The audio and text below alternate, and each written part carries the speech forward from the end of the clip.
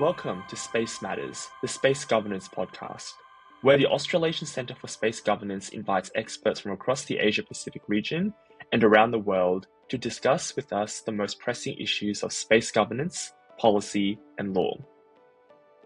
Hello everyone, my name is Kwok, a research assistant at the Australasian Centre for Space Governance, and today's episode I'm really excited to be speaking with Dr. Kate Kitagawa. Kate specializes in space education and is currently Professor of Practice in Space Research and Education at Trobe University. Before taking on this role, she served as Director of the Space Education Office at the Japanese Space Agency, JAXA for short. In our conversation, we discuss space education, her experiences and reflections from her time at JAXA, the current and future state of Australia-Japan space relations, and also the challenges and opportunities for regional space cooperation in the Asia-Pacific region.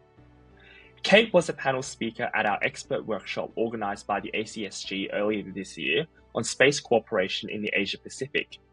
If you would like some additional background, I recommend listening to the opening keynote by our CEO, Dr. Cassandra Steer, which was released as an earlier podcast episode and provides really useful context for today's conversation.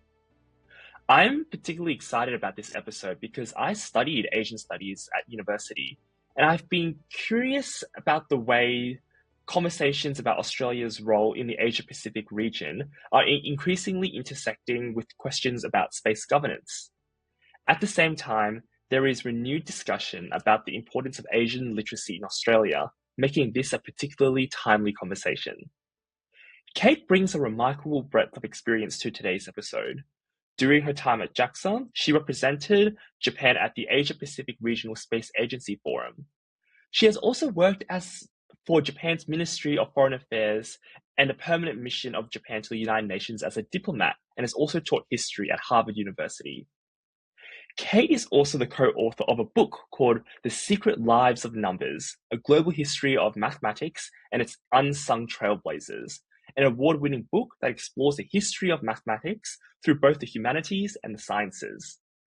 We talk about how these different ways of disciplinary thinking have shaped her career in the space sector and also how it continues to influence her perspectives today. Please enjoy my episode with Kate. Welcome to today's podcast, and I'm super excited to be speaking with Dr. Kate Kitagawa. We'd like to start with the same question to all of our guests. Kate, what first drew you to a career in space? Wow, that's the first one. And also, thank you for having me today. And it was great seeing you in Canberra last March.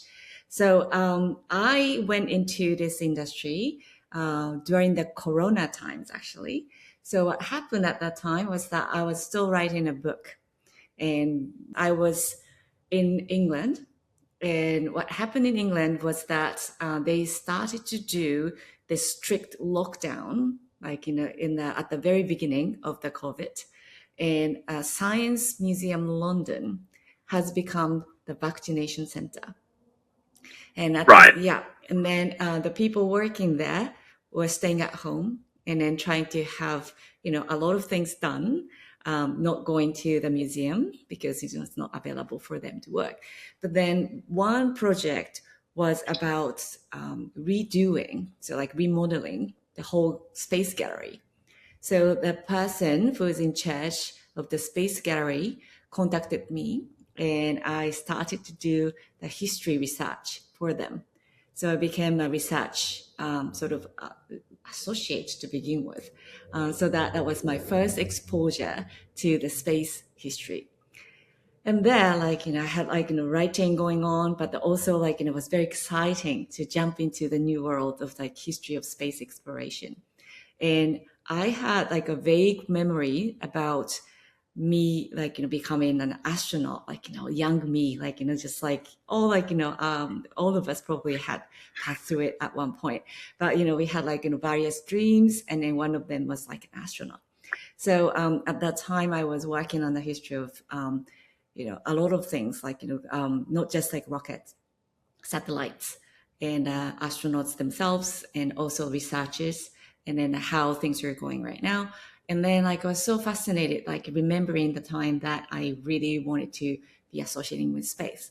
But back then, they never had an opportunity And I just been so fascinated about this opportunity of, going into space field. And then one day, so I was writing a book, I was doing research for Science Museum London. JAXA announced that they are hiring 2 new astronauts. And of course, right, I wanted to see what it is like, what are the requirements and what do they ask, what kind of exams do we have to take. So I was taking a look at their website from London, and I was scrolling down, and it's not just about the astronauts candidate, but it was about the director of Space Education Center. And then, and then there I thought that was a vague dream that I wanted to be an astronaut. But growing up, I became an educator, and I do both math and history. That means science and humanities all together. And I've been living in Japan and then living outside of Japan, so I can bring in lots of elements from abroad. And I thought I haven't been back to my country for so long that this might be my time, to really just try to apply. And then I fortunately got the job. So around the Corona time, I started to wrap up myself, in all the stuff that I had in London, Oxford. And I just decided to move back to my, country of origin. And I started to work at JAXA. Right, that's really interesting. So it sounds like your journey to JAXA was informed by a lot of life experiences spanning both the humanities and STEM. Because I think for me, there's often this idea, right, to pursue something in the space sector, you must come from a STEM background. But for you, it's really interesting because you've been in both worlds. So Kate, I also wanted to ask, did you study STEM at university? What was your academic background before jumping into JAXA? Right. So at the university, I double majored mathematics and life sciences and minor in politics, political science. So that was the start. And then I briefly worked at the Ministry of Foreign Affairs in Japan, and also had an experience of working at the permanent mission of Japan to the United Nations in New York. So that was really my first sort of exposure to the full-time job. And then after that, I completed a degree, PhD in history. And then because of my diplomacy experience, experience as a sort of a mini, just diplomats to be, still so young, and then I just don't, I'm not, even qualified to call myself a fully diplomat.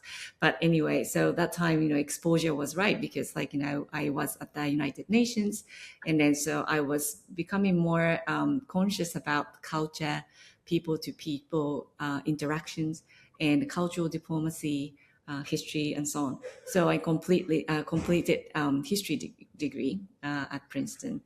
Then after that, I taught at Harvard University, subject of history, so cultural history, history of mathematics. And because mathematics and history all together, this was really interesting, that I decided that I wanted to write a book about a global history of mathematics. So there, things started to sort of merge, into sort of one field, rather than many different fields, scattered all over. Yeah, because I remember at the workshop, you mentioned your book, and I thought it was quite striking because for me, I didn't really enjoy maths in high school, to be very honest. But the older I got, and meeting people like you and doing my own research, I know there's a growing community of researchers that are trying to view maths as a humanity. There's so much culture and history, and maths can actually provide a lot of perspectives and value in solving a lot of the wicked challenges today. I want to ask you, Kate, how do you think your experience working on the culture and history of maths through your book project and your teaching has shaped and influenced your work doing scientific outreach and public education work in JAXA? Yes, that's an interesting question. So one shift is from academic audience to the general Mm, audience, right? And then so mm, that shift was really good for me that I had a background in history, because right. mathematicians like usually like a closed group, like they will have to be specialized, and then they talk about specific subject. And academic historians too, we talk about like specific group of things, or like really like small specific things. That's like an academic historian. But to have a wider sort of audience, like it's a history, that really got me think about how I relate to like humanities, like in general. So Mm, that prepared me to like go into like education, space education, and so on. So it's not just like academic to general audience, but like from those transitions and experience and exposure to the outside of academia. I think I was starting to get like more and more ready. At that time I was moving to JAXA. And then besides, like, this gallery project, the Space Science Museum project was about like, multinationals. And also like, this is a display to show to all the people from different backgrounds come to the museum. So in a way, like, it's really preparing me to tell all the stories or interact with like wider audiences. So it's not just a specific age group, but I started to have like, wider view. So all the things considered, I think, I really had a great opportunities to get into JAXA. yeah, and I really love that because it really falls into this idea of translating very specific subject matter from universities and academic communities to society at large through like your work through public facing institutions like galleries, a lot of outreach project, and in a way can almost draw a thread for some of the diplomacy work you're doing, right? And I think this is a great segue to the next question I want to ask you. So much of your current work focuses on outreach, public education, public engagement. How do we measure the success of space education and outreach initiatives? And I want to even ask you further, how well do you think we are performing in this area today? Thank you. So two questions, right? So the very first question is about, yeah, how to evaluate, or like, how to make a sort of KPI, right, on this um, subject. So space education is an emerging field. So that definition Mm, itself is vague. So very first thing I've done at JAXA was to visualize the world standard. So where are we going with space education, right? So it's not about personal achievements per se, but I decided that there is a community of practitioners of space education all over the world, but we just have to make sure that we would like to see each other's work and then try to see where we are. So the making the world standard was the very first job I've done with my counterparts at NASA and ESA and CSA. So for four agencies, we had head of education, so HOE. I was one from JAXA, and we decided to build the website, gathering the research or no, I mean, sorry, educational materials about the moon, so lunar projects. And then we started to see like, so how well we are performing, in order to give those educational materials to our people, and how can we expand outside of our countries.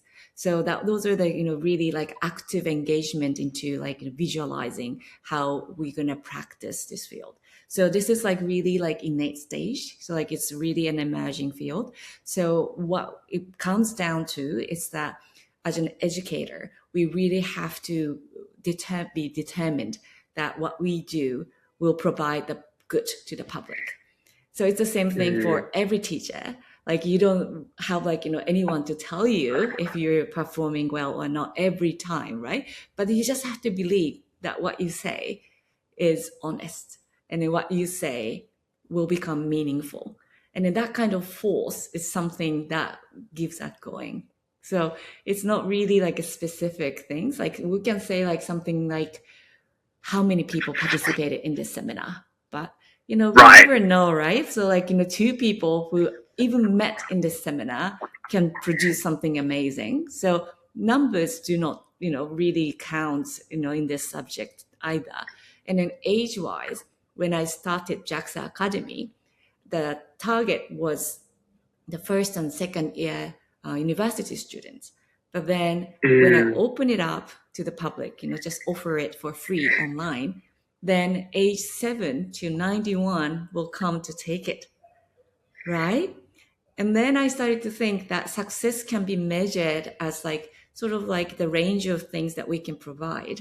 And it doesn't matter like, the specific age group, but if they are willing to come together and study, something will happen. So at the end, the belief of like providing something new, something completely honest, I think that are the, really what I think is the measure of this, field. So it's like really vague, but yeah, what do you think? Like, do you have anything in mind by asking this question? Yeah, Kate, you make a really good point because the impact of these initiatives can be difficult to measure because I feel attendance numbers often represent one metric, but they don't always necessarily tell us whether people's understanding or engagement has actually changed. And I also really like your point earlier about how public-facing projects can reach different demographic groups. And this really connects nicely with what you said earlier about bringing space into broader society. And also from a benchmarking perspective, I'm interested in how we measure success. We often talk about space literacy, and science diplomacy, but those concepts can be quite abstract. So how do we translate them into meaningful measures of impact? How do we assess and evaluate whether an outreach project has been effective and justify continued government or grant funding and assess whether it genuinely improves public understanding and civic engagement on these issues? Right. Yeah. So I think that leads to your second part of the question. How well are we doing right now? Yeah, how are we going, Kate? That's right. So my first year here, establishing this initiative, Aussie Space Rocks, I try to offer in-person events. And in-person events, of course, I'm based in Melbourne. So I did once in Melbourne, the public, concert hall, and try to gather, as many people as possible. That was the very first one in person. But then a second component are gatherings of academics, because, we need the leaders and specialists and so on. So the public component, academic component, and then on top of it, I started the webinar component so that the people outside of Melbourne can be taking that together, or they can review it anytime they notice the space education or these space rocks or anything. So I tried 3 different type of things. And then I started to feel like, this combination is probably right, because, we are starting all this. And now, like, we can't just like say, this is a specialist only, this is not, right? And then space is like all about like making the next generation, coming into the industry at the same time as like we are developing our own interest. So what's really important is like we are running, but also like, letting the people grow. And also like, coming from like different industry into like space industry. So we're doing a lot of work in terms of education. And I think, the policy of education for all is something that we all should remember, I think. So in that way, like, we are achieving whole, like, the different segments, but like whole, the purpose of space education. So for now, I think, that academics are focusing on like academic subject. Of course, that's natural. But for the space, you really have to widen up and then try to be like open and then try to be welcoming of other people. So I think that's like, how I would describe the status right now. And in the near future, I would like to keep this combination, but try to have like, more, like to say different subjects, or try to have different countries involved.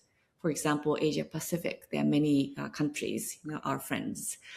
Also like, from the US, Europe, Africa, there are many people who are practicing space and space education. So I like to reach out and then try to have Australia, Japan, plus one more country, that kind of formation that I'd like to play out.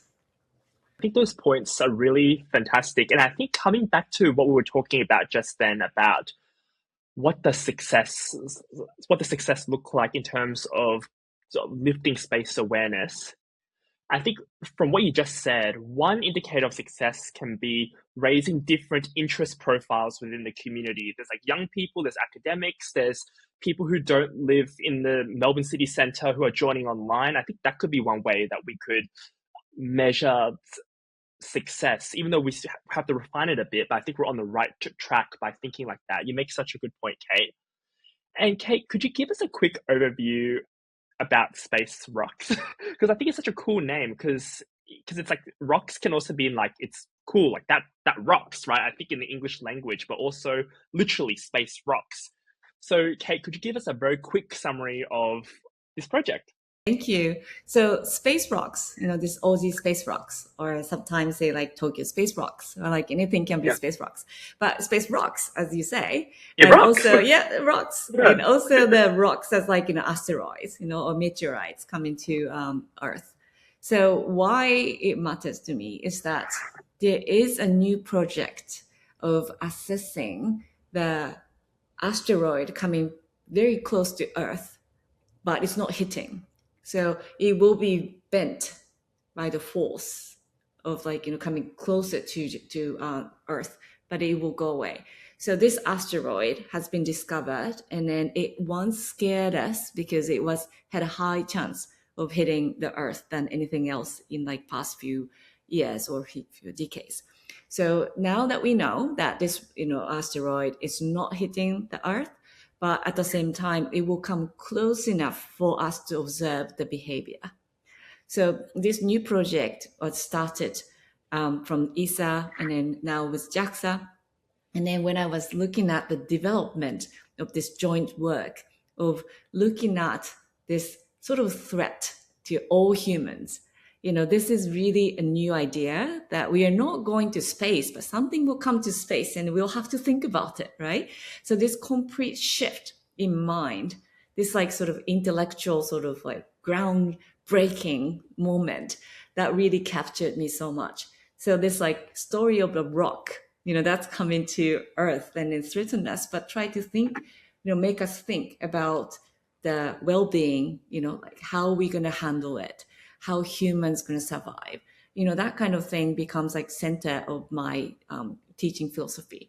So that's why like, space rocks really like, means so much more than just like, it's a fun, rhyme, like, things about like space. So yeah, thanks for asking.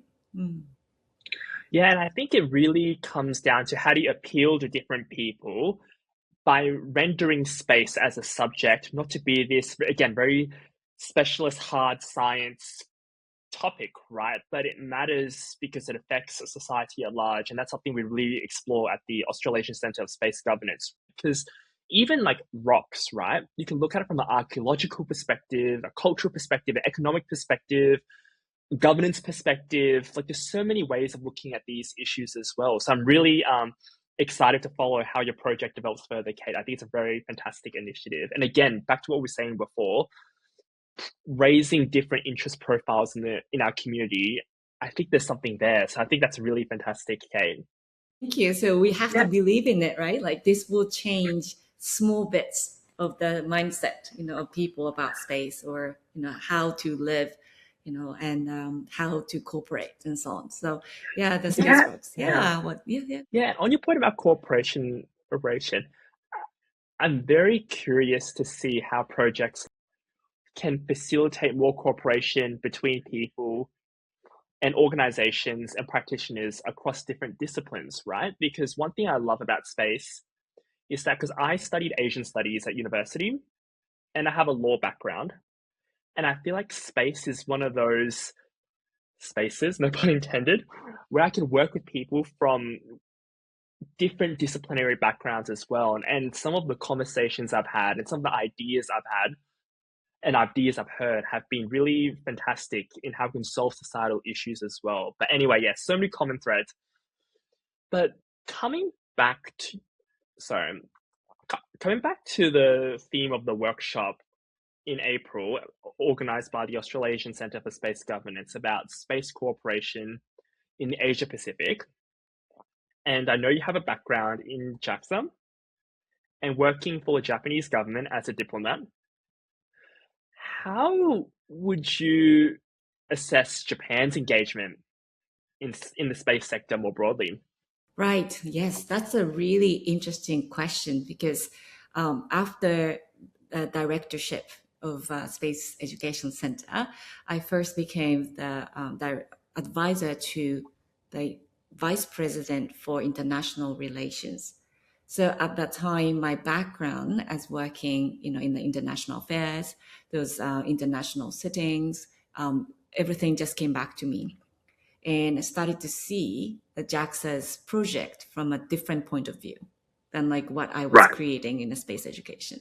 So first of all, something like this project of observing the rocks, coming to Earth, that eventually became something called Ramses.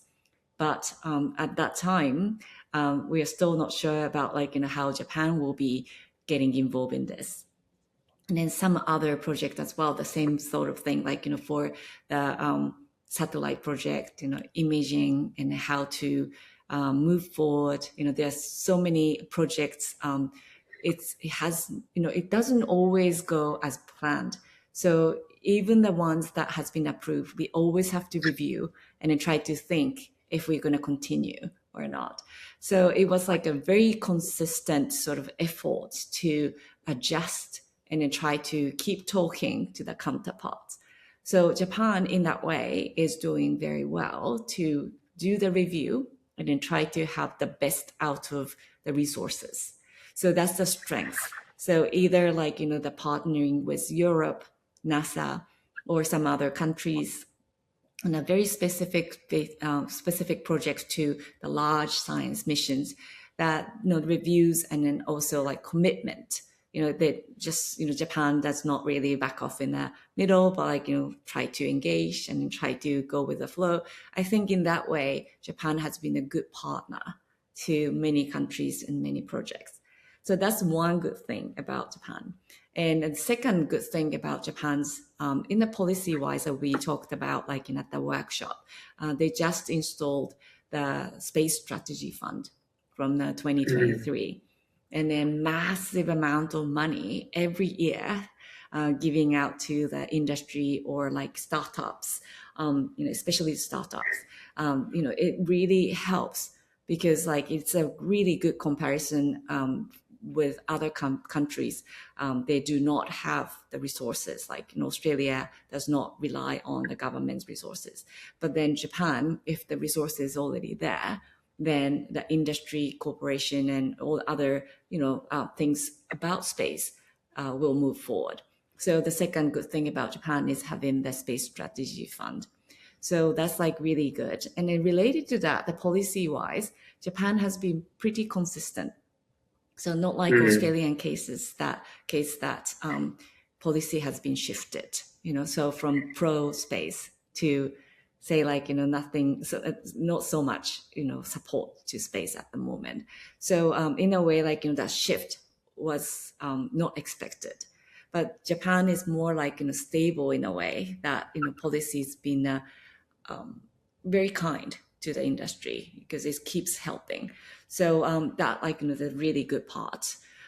But then the negative part would be that still the scale of the industry or the growth, percentage of growth, is not as fast or as rapid as other countries, a few other countries. So these are the things that we should be thinking about. So initial installment can be done, but growth or how to make it a real industry, an ecosystem, I think, you still have more to think about or more to grow. So that's the part that I still feel it will be a risk factor for the Japanese industry. So that's something. And the fourth and something about unique about Japan is that it does have this new lineup of the launching vehicle H3. And then that's an advantage, not just the policy or the industry, but then having the launch the capability wise, this is launching vehicle H3 means so much. So like, that really like, from the engineering point of view and then from the, growth potential, I think, is really like, A3 series speaks up. Yeah. Yeah, thank you again, Kate, for being so open in sharing those insights from your time at JAXA. And even from Australia, I feel JAXA has a perception that it has consistently projected a clear vision for Japan's space program. And many listeners may know JAXA through various space exploration missions like Hayabusa.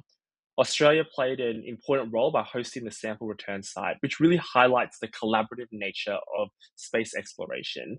And if I'm not mistaken, JAXA also leads the annual Asia Pacific Regional Space Agency Forum, hosted in a different country each year, demonstrating how space collaboration also supports broader diplomatic efforts. And Kate, this might interest you. And something that really stood out to me was when I visited Japan last year. I saw a JAXA exhibition created in collaboration with Nintendo's Pokemon franchise. As you may know, Pokemon is recognized by people from all around the world, and it was a brilliant way to explain space science and why space matters and space concepts using characters that audiences already know and love, both in Japan and outside of Japan. I can't imagine many space agencies or other institutions, including the Australian Space Agency, taking that approach.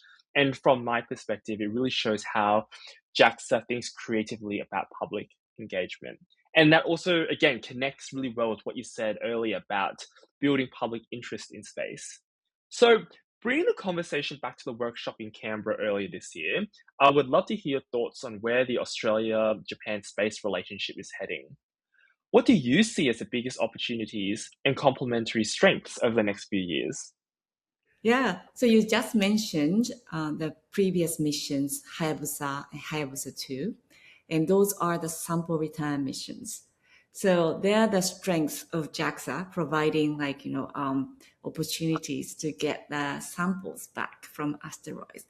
And this time, MMX, Martian moons exploration, they're going to the moon of one of the moons of Mars, and they're coming back with a sample.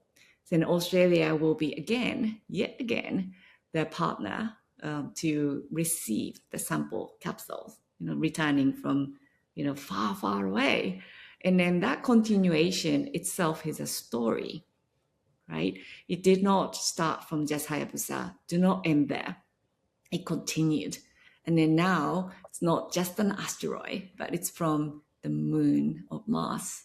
And that's really fascinating that we are continuing and have a specialty through this collaboration, Australia-Japan collaboration. So the upcoming mission of MMX that will be hopefully launched sometimes later this year.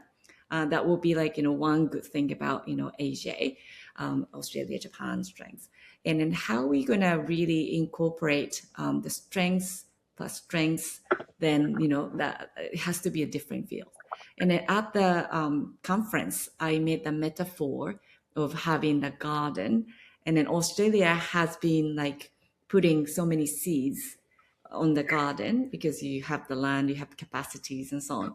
So here is a bit of like, say, launching, and then another one for the satellite imaging, another one for, the SSA and so on. But then Australia is sort of like looking like, Australia is at the place where you want to find your own specialties, right? And I want to say not you, but me, myself as well. Now, like, I'm living here. So we want to look for the strength. And then some of those, like say, we are flowering from the gardens.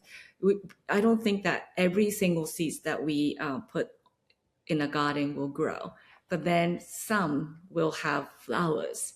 And then there we have to really recognize that's the strength, and we have to embrace it. So those kind of fields, something like, say, AI generated image processing, or something like SSA, because we are like in a southern parts of the world, on the globe, and there are many things that can be Australians can offer. So the new fields that we are trying to flourish, I think that will be the new sort of like of ways to collaborate with Japan. And then there, I really want to emphasize that, like, we would like to have more partners together with us. So not like, Hayabusa 2, MMX, which can be thoroughly done by AJ, but go beyond AJ to do the next project. So I think, that kind of, multilateral collaboration in space is something that will be, really great for us to see in the near future. Yeah, you make such good points, especially about multilateralism. But before I talk about that further, back to the Australia-Japan perspective, I'd be really curious to see how Australia-Japan Space Cooperation can feed into other topics within the broader bilateral relationship. Because in Australia, there's a growing focus with mixed success in promoting Asia literacy. So it's this idea that we need to have better language skills, better awareness about the opportunities in the Asia Pacific region, because Australia is in the Asia Pacific region with our partners such as Japan, South Korea, Indonesia, etc. So how can space support other priorities such as economic collaboration, education, R&D, so many other enablers that really converge with space. And I feel like there's a lot of opportunities, especially in the Australia-Japan relationship. And building on that further, Kate, and especially on that point about multilateralism, if we take a broader regional perspective, Kate, I'm really curious to hear your views on current and future space cooperation in the Asia Pacific. How do you see the roles for Australia and Japan playing in that landscape? Do you think it's more, we'll keep it as bilateral, or do you think there's more chance to engage on a broader regional platform? I think this might be entirely on the Australian side, because Australian Mm, side has many more possibilities, or say the choices of partners in the regions. So Japan, for example, if I can be really honest, that there are some countries that JAXA do not associate with, but then those countries that Australia can even collaborate with. So that becomes like in a really critical point where like Australia can be reaching out to the technology or the partnerships that JAXA cannot reach out. So in that way, this will be like a strength of Australia to offer the new sort of like, partnerships to JAXA. So for now, like until now, the JAXA was like sort of offering, just sort of one way, say, this is a sample return. How is it? And then this is like a satellite images. How is it? Right. But then next time that Australia can be offering something new, which like, Japan will not even be able to reach out. So I think, this is something that we will have to be watching, closely for the next decade or so, is that with the partnership with different countries that Japan cannot associate with, what can Australia really grow? Like what kind of Australian things, not just like importing, right? You're going to make it Australian. And then we're going to make it like Australian export in a way, right? Because you're now like changing from something that you absorb, but also you make it on your own, and now you're exporting. So then like this will be the time, Australia will be offering even more, or a variety of things that, Japan can collaborate with. So I just can't be too specific about the fields because this is like, again, sensitive topics. But you know what I mean about the dynamics that Australia can change and they also can offer to the entire region and then to Japan.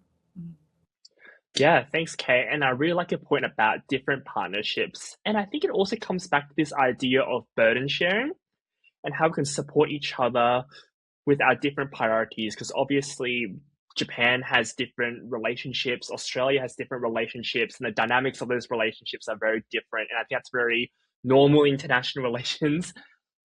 But yeah, I think how can we draw on our strengths and the existing relationships to work on shared needs? No matter what's going to come next, I think, the cyber security and like the knowledge or to be updating ourselves to cyber, I think this can be the critical point. So all the Mm, education like materials that we've been talking about, we can focus on science missions, we can focus on engineering, we can focus on math side of it. But no matter what we do, everything leads up to the practical level will come with cyber. So I think, the thing really we have to be paying attention is that, we don't become like, all the specialists of cyber. We really have to keep up with what's going on. So that's like, the basics, or the requirements to grow farther from here. Yeah. Yeah, and I think cyber is one of those cutting edge issues that will define the next few decades ahead of us, right? And I feel like in order to fully respond to that, we really need to build the future generation of students, like create the knowledge and create the workforce to really engage with this. And again, so many parallels with space and the issues you mentioned earlier with education and outreach. Yeah, and just circling back before about multilateralism and bilateral space cooperation, in the work that you've done, because recently in Australia, there's a growing focus to engage with ASEAN and Southeast Asian countries. Have you done much work with our Southeast Asian partners? Yes. So you mentioned APL stuff. So Yes. there are working groups on education. So I was a co-chair twice. So once in Hanoi and another time in Jakarta. So Hanoi was the very first time, and then as you just described, that JAXA has always been the co-chair, and then the host country will become the co-chair. So for me, to become the co-chair in Hanoi, that was my first time, but then JAXA's head of education has always been the co-chair, right? So that time, Hanoi was like eye-opening because the education or interest in education was like really high. And then the participants number grew, and gathering becomes like more meaningful in a sense that all the practitioners try to bring in like many resources. So Hanoi, that time was for me personally was a learning experience. Very first time co-chairing. The second time was in Jakarta, and then I wanted to bring in something new. So something new was that to have the online seminar in English targeting the school kids to see the different parts of the sky at the same time. So imagine like right now we are like say sitting here at 7 p.m. Then 7 p.m. you can get to see the sky of the sun, the Southern Cross and so on here. But then 7 o'clock up there, like in say Japan or say in Japan, then that would be just slightly earlier. So that's 6 p.m. Still like, it's you can see like, some of the observation from there, but the different sky. But that's like the same sort of like, longitude. But if you go and observe from Hawaii, from Chile, and from Azerbaijan, then what you're going to see, and especially in Jakarta on the equator, what do you see? Right? So the kids who are not able to travel by themselves, they will be traveling, but they will get ready to see the globe, by looking at the different skies. I really wanted to bring in, so I had this pre-APL stuff online seminar. They're looking at the skies and the night views and so on. And then on site, we invited 130 like parents and children pairs to come into the observatory to use the actual telescope to see the moon, Saturn, and then some stars. And then, as you know, like Jakarta, it has both rich parts and then unfortunately poor parts. And when the 130 tickets are given out for free, there are some parents who never were able to bring their children to those things. They came, and then children were like touching the big telescope, and then they just did not leave the site. And then they made the queue so many times just to see the surface of the moon through the telescope. And then that really gave me the like inspiration. It's like something that we are growing together, we are not leaving anyone behind. And then that experience, especially in Jakarta, was a memorable one. And then we continue that for the next APL SAF as well. Although I left the co-chair because I passed the directorship to someone else and I stayed at JAXA as a senior advisor to senior vice president. But at the time I was feeling that, this tradition is great. And then it was growing, that more observatories participate from all over the world. And I thought this sort of online usage to bring people together and then try to have simultaneous sort of, living and a celebration of life through education was amazing. Yeah, it's really surreal how you're able to have that experience at a seemingly quote unquote more formal space event at the forum that you described. And when it comes to looking at Southeast Asia, using Indonesia as an example, because I think Southeast Asia is really interesting because it's a very important part of the world, especially right now, because it's very close to Australia, not far from Japan. And a lot of economists and political scientists forecast that Southeast Asia in the next few years will be a very important area economically, culturally, politically. They're increasingly influential in international affairs, and there's a lot of opportunities. And there's a range like Singapore, like Malaysia, Thailand, Philippines, so all developing their space aspirations. So it'll be very interesting to see what space activities and space cooperation would look like in the next few years in the broader Asia Pacific region. And I think you hit the right point about say influencing the whole area in the next generation, because not all of them will come into the space field, but they will have to have this big mindset that they live on the globe together, right? So no matter what professions they will end up getting, I think this mindset of living in space, and then we are on Earth together. I think that really matters. That's why I'm emphasizing space education for all the people who live on Earth. And it's not, it doesn't mean it will have to go to space, but it will stay on Earth and then do some good. Yeah.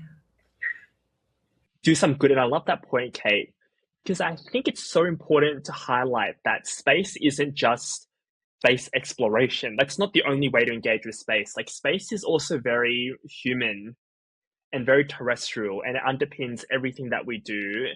And it touches almost everything and requires expertise and perspectives from all disciplines as well. And looking to the future, Kate, we've talked about on this podcast, we've discussed space for Australia, space for Japan, space in a bilateral cooperation context, space in a multilateral cooperation context. Looking to the future, Kate, what are you most excited about? And what do you think are the greatest opportunities in the next few years in the space sector? And how interesting. I want to be surprised. So I think that's the mentality that I like to keep, because everything I would like to do is provide the seed, right? And then this will grow from the different ground. And then we never know how how it's going to bloom. And then that's why the thing I would like to be vague about is that this is a dream of me believing that education will change the world that way. So that's one principle. But in a more concrete sense is that for the next few years, defense will be increasingly important because of this geopolitical tensions. And then we are living on Earth together. That means that no matter where we are, we will be affected. So under the current geopolitical situation, that I think the space will be growing together with the defense sort of techniques or defense utilizations. So so-called dual use will become real. And then my hope is that this will really become the defense purposes, or say not offensive purposes, right? So it's something that will keep the peace in balance. And then we will try to have the best quality of technology to protect our lives. So while dual use is growing, we always will have to have the human power to control it, to save our lives. So I think, those are both my prediction and my hope. Yeah, I completely agree. And I think your points about protecting humanity, dual use technologies, and the intersection of commercial and military uses of space are a great way to wrap up this conversation because they lead perfectly into our workshop in April. And these are the exact kinds of issues that require greater collaboration. From my perspective, we need to think carefully about how domestic and international law can evolve to keep pace with rapid technological change, commercialization, and the growing strategic importance of space, which underpins a lot of the things that you just shared with me, Kate. Whether this is through legislation, regulation, shared international principles, these conversations are so important to ensuring responsible uses of outer space and equitable access, especially when we're seeing increasingly competing visions for how space should be governed. And bring this all back together, Kate, this also brings me to your work on education and space literacy. From my perspective, I'd be really interested to hear if you see it differently, because for me, the greater the public understanding of space, the better it is, the more these issues become part of the mainstream discussion, the mainstream discourse, and that creates more opportunities for informed debate about space governance and helps to build public support for the policies and the legal frameworks that we'll need in the years ahead.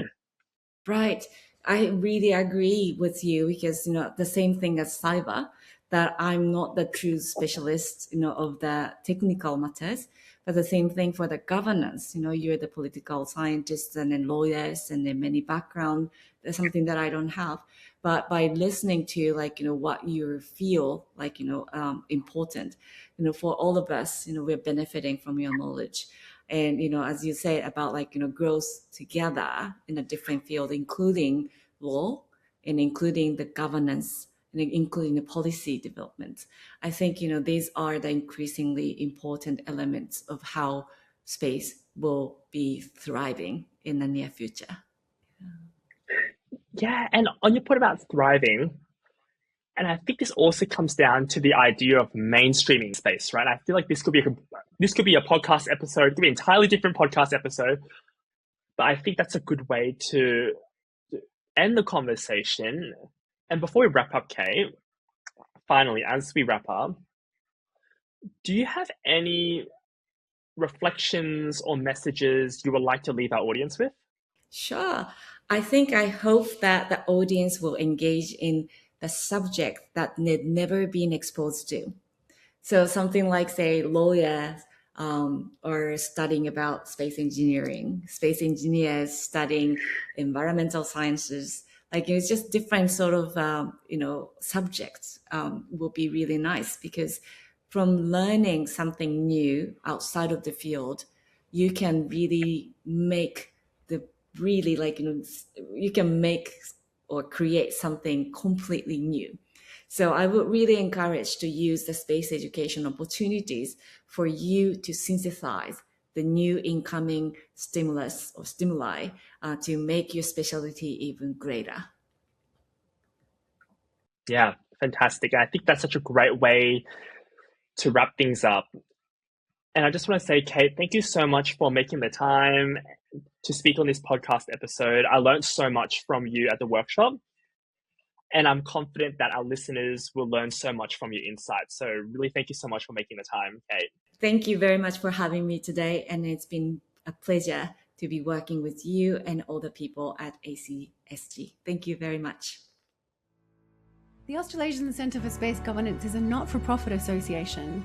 We're a transdisciplinary hub, bridging expertise in space law, policy, history, political and social sciences to advocate and shape perspectives on responsible space governance, ensuring that space supports well-being, prosperity and sustainability for current and future generations across the Asia-Pacific. We acknowledge that many members of the ACSG live and work on Indigenous country. We pay our respects to their elders past and present, and to all First Nations as knowledge holders of responsible governance of land, waters and skies. We're extremely grateful to our sponsor, Benry Advisory. The Space Matters podcast maintains editorial independence and is produced by Daniel McKay.